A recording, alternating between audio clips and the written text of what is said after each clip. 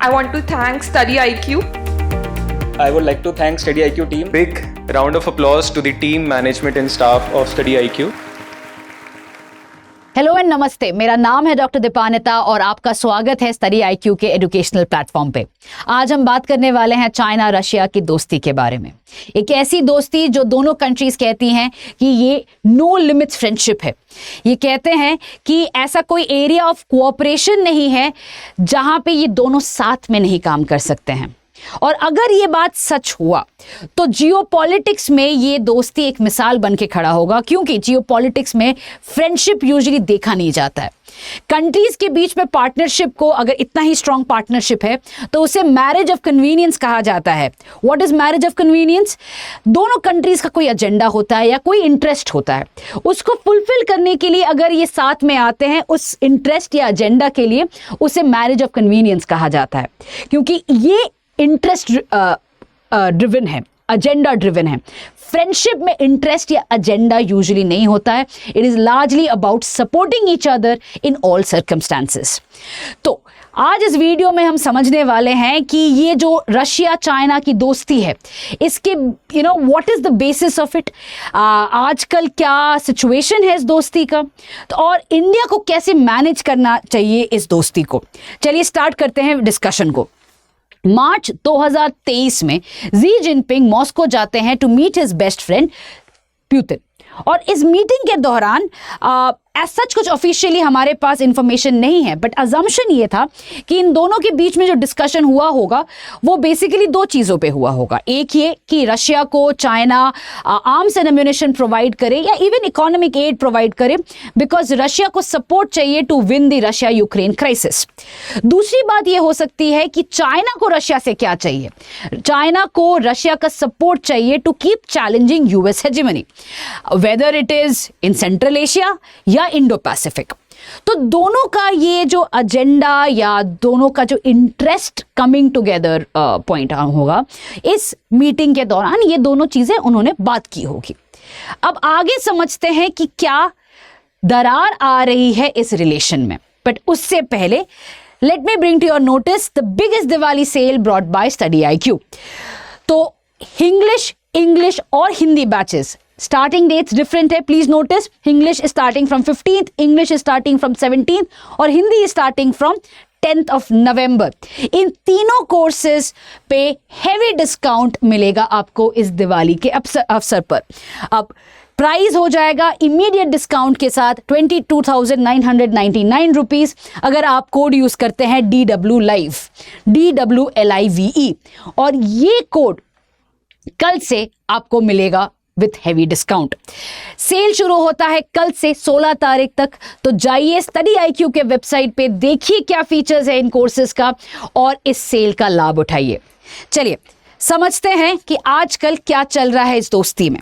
तो सबसे पहले शुरू करेंगे रशिया यूक्रेन क्राइसिस से। 2022 जब ये क्राइसिस शुरू होता है, दैट इज रशिया यूक्रेन को इन्वेड करता है, उसी वक्त यूएन में कई सारे मीटिंग्स होते हैं और रेजोल्यूशंस निकाले जाते हैं।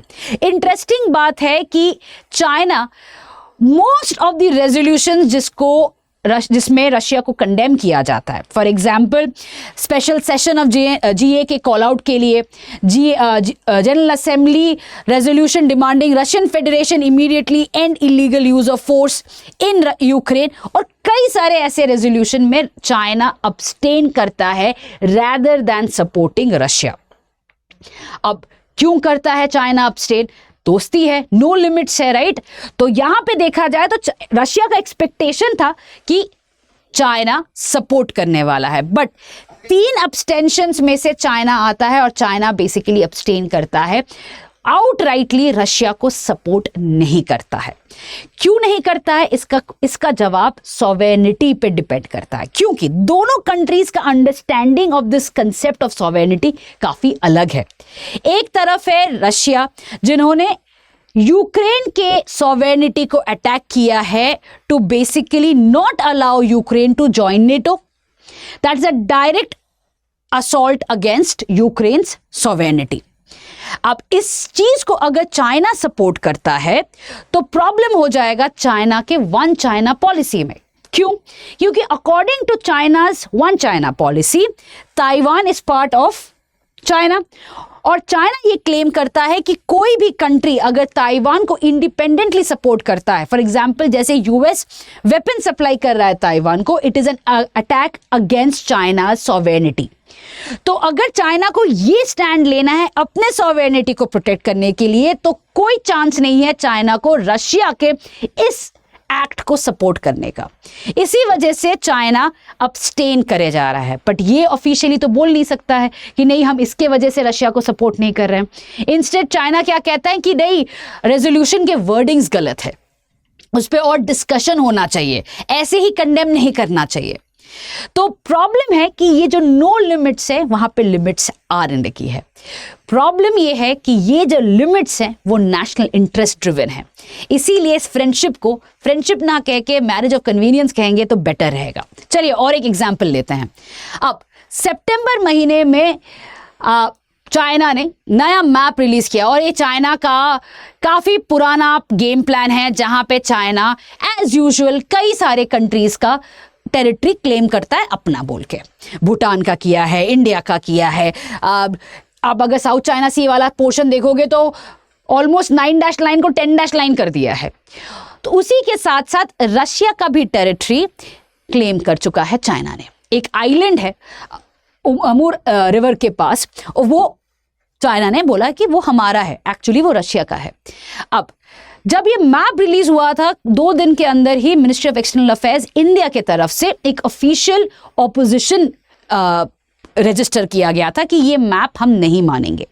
अब इमीडिएटली रशिया तो कोई रिस्पॉन्स नहीं करता, क्योंकि रशिया को समझ में ही नहीं आता कि चाइना ने ऐसा क्यों किया रशिया के साथ। बट फाइनली रशिया भी एक स्टेटमेंट रिलीज करता है और कहता है कि यार चाइना को कि ये मैप तो हम नहीं एक्सेप्ट कर पाएंगे, it is problematic because some territories are not exactly in the map, is not marked correctly in the map.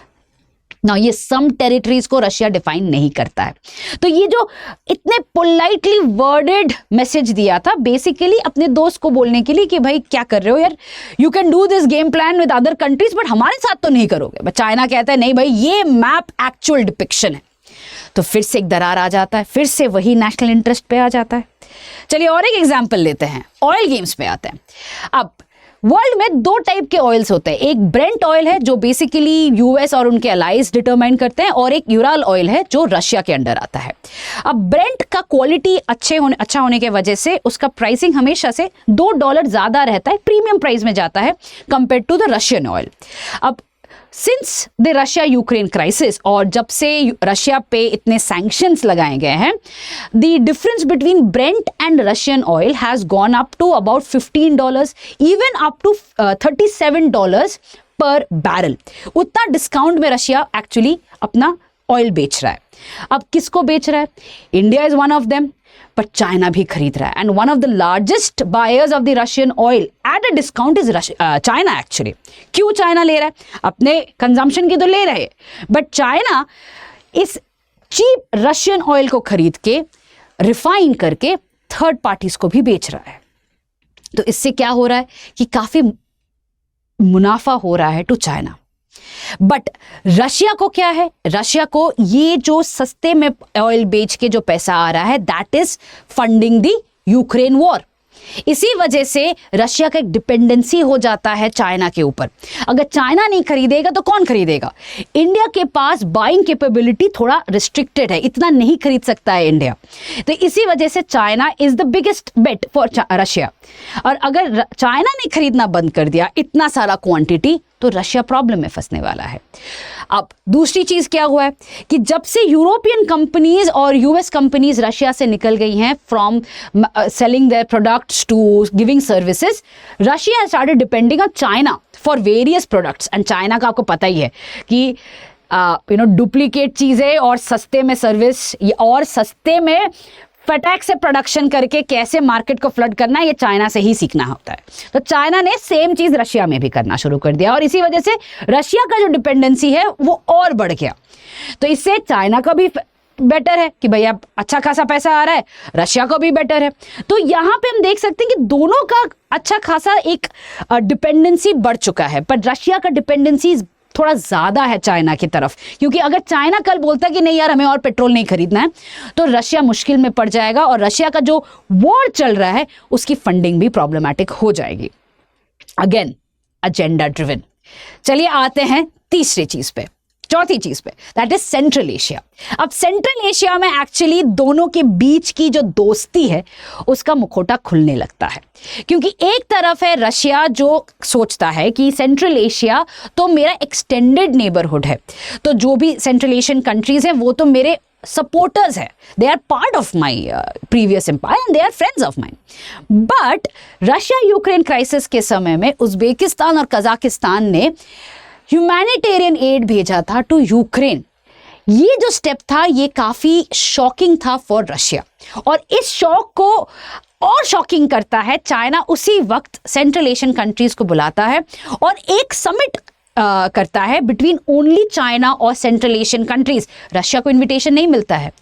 इसी वजह से वॉशिंगटन पोस्ट में एक न्यूज आती है, China sends a subtle message to Central Asia, rely on us not Russia.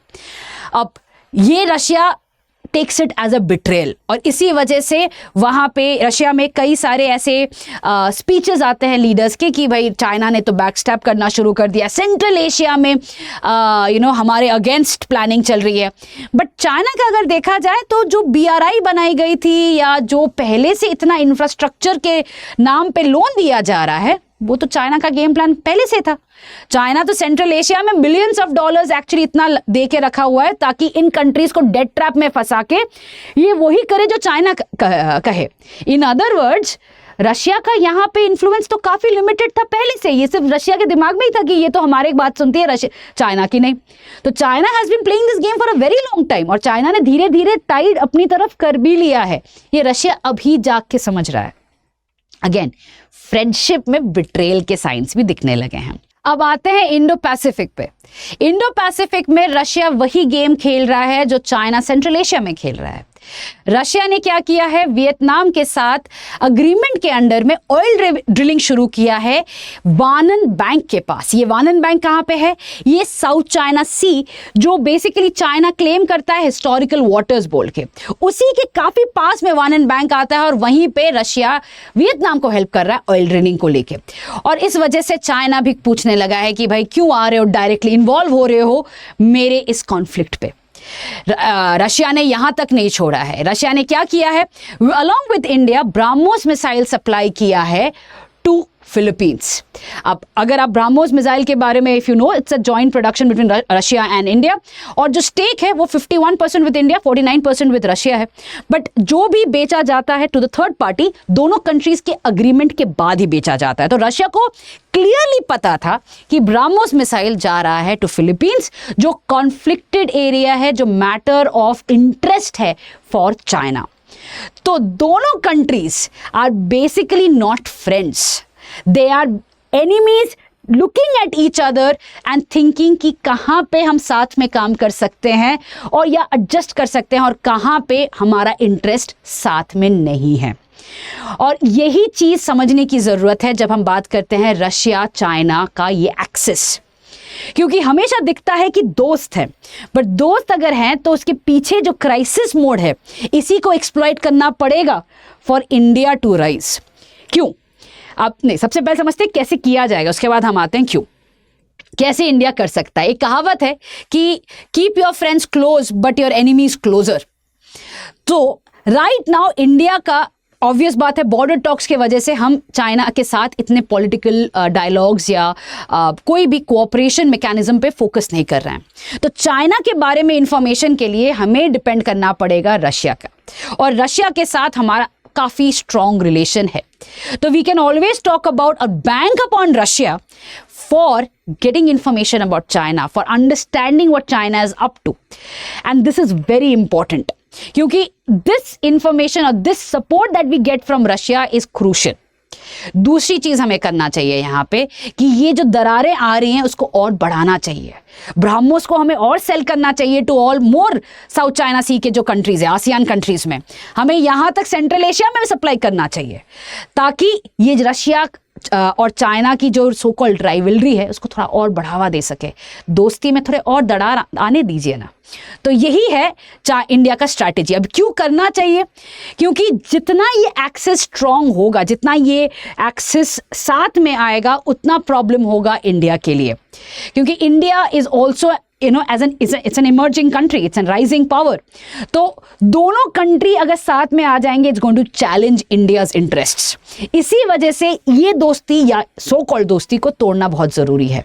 और best part है ब्राह्मोस को बेच के, वेरियस पार्टनर्स को बेचते हैं ना, और इसी से हो सकता है ये दोस्ती का एंड, या ये जो मुखौटा है दोस्ती का उसको खत्म करके।